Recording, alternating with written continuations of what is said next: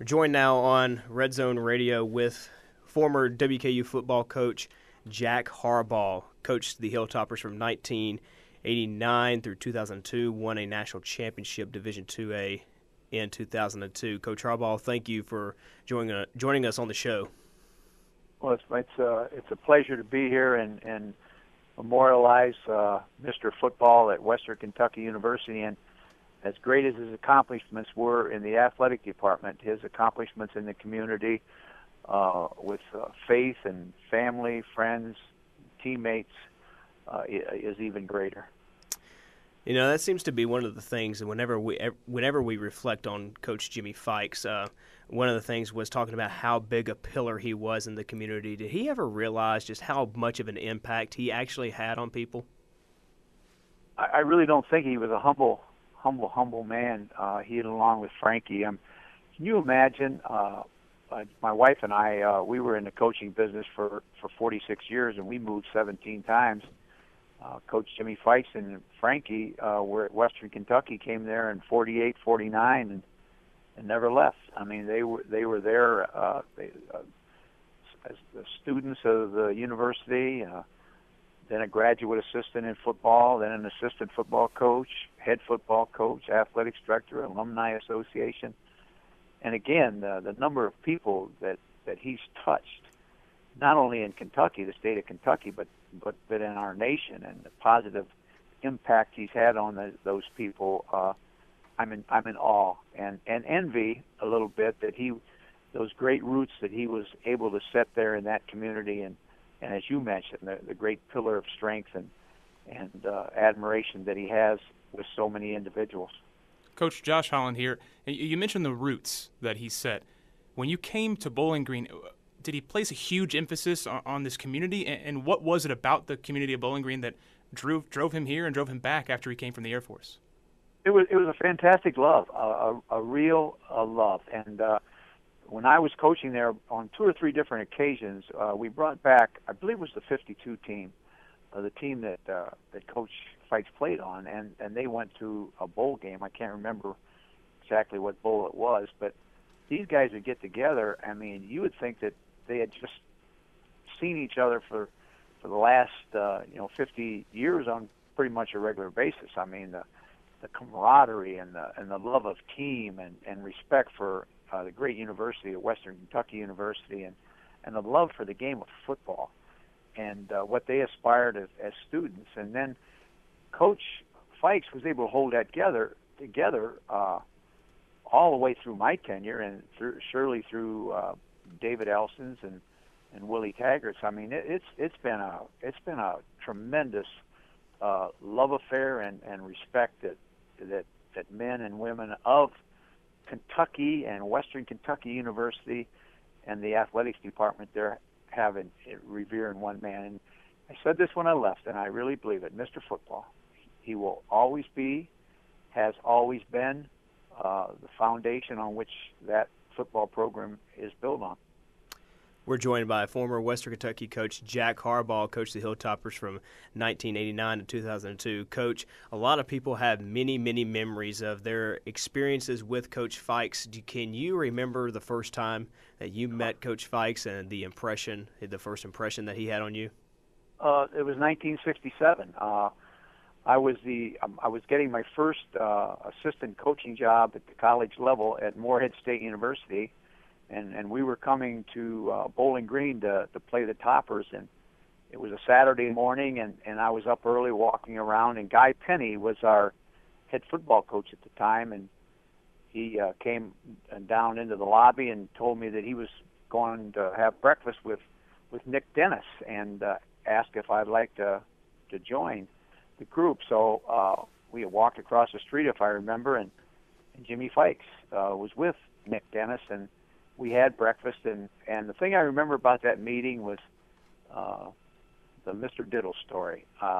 He told Nick Dennis, a great storyteller. He told about that Mr. Diddle and Kelly Thompson were up having dinner in Louisville, and it came time to order dessert. And Kelly Thompson, the president at the time at Western, ordered apple pie a la mode, and Mr. Diddle said he would have some apple pie a la mode, and he'd like a big scoop of ice cream on his on his apple pie a la mode, and broke out in laughter, and then went out and played the game. And Western Kentucky did not treat us well, if I remember, on that particular day. But that was my first impression, first time that I've ever had a chance to meet Coach Feix. And then back in 1989, Coach Feix was the athletics director at Western, and I was at the University of Pittsburgh as an assistant coach, and he invited Jackie, my wife, and I to come down for an interview. It was a beautiful fall day, and we drove up from Nashville, and we met, I think, at Denny's, right on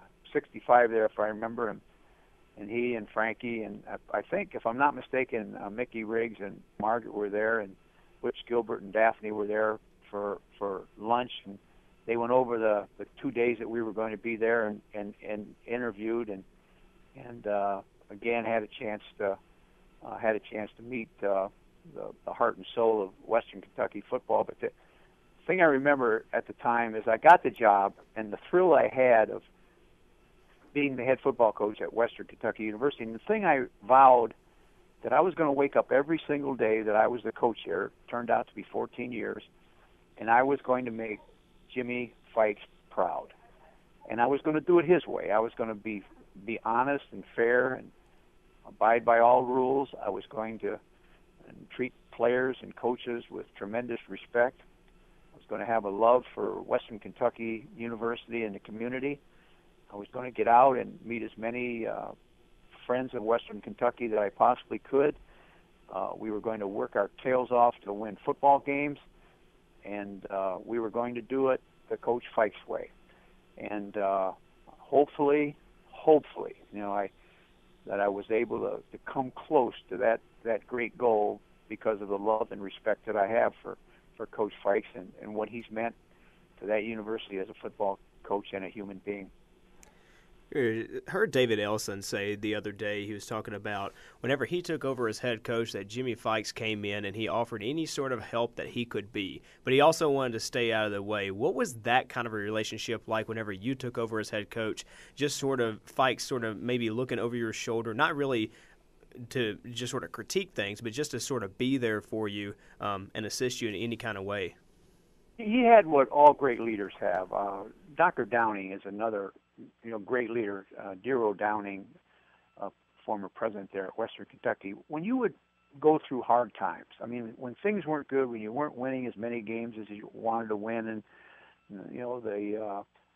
things weren't going quite like you. These guys, these great leaders like Coach Feix, he had a sixth sense that he understood that. You didn't have to call on the phone and say, "I need your help." You'd look, and here he comes. He'd be walking through the old stadium there.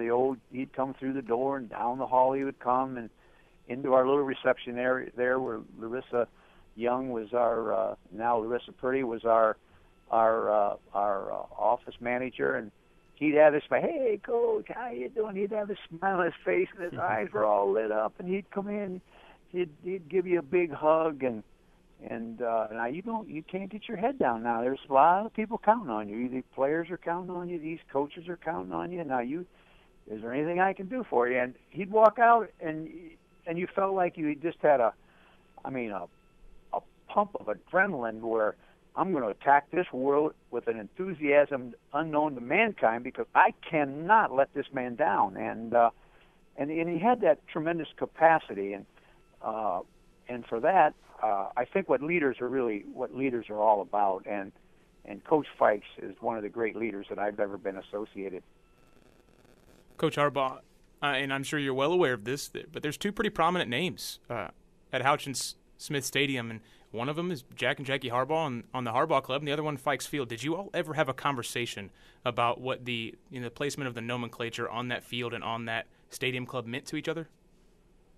No, we never did, and I think that Coach Feix was such a humble man that he didn't talk about those kinds of things. He wasn't looking back what it was like 10 years ago or 5 years ago or 5 minutes ago. When he was a visionary, he was looking to how we could lock arms and make it better, and who we could enlist and who we could involve in the program to make it better. And the biggest, I just would tell a quick story. When every year that I coached there, 14 years that I coached there, it was a yearly event where Coach Feix would come out and talk to our incoming freshmen. And I thought it was so appropriate for a man that had been there since 1948 to talk to these incoming freshmen and tell him what this university was all about and what this football program was all about.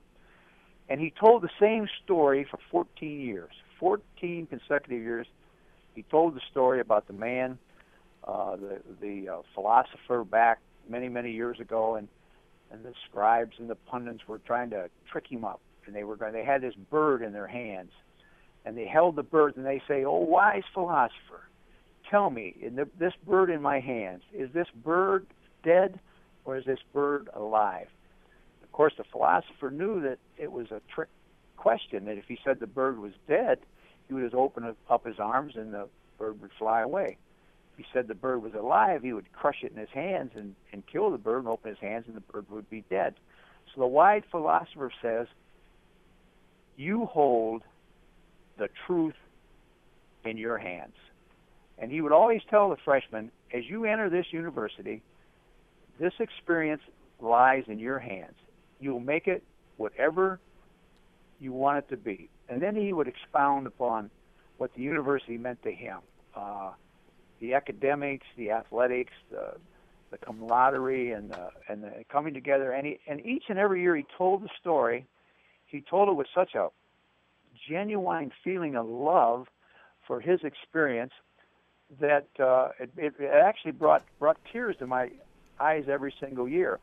And the players would identify, and it was always Coach Feix. It was never athletic director Feix. It was never Mr. Feix. It was always Coach Feix, because he never lost the respect of the players for what he had done at the university and what he continued to do at that university until Sunday when he passed away.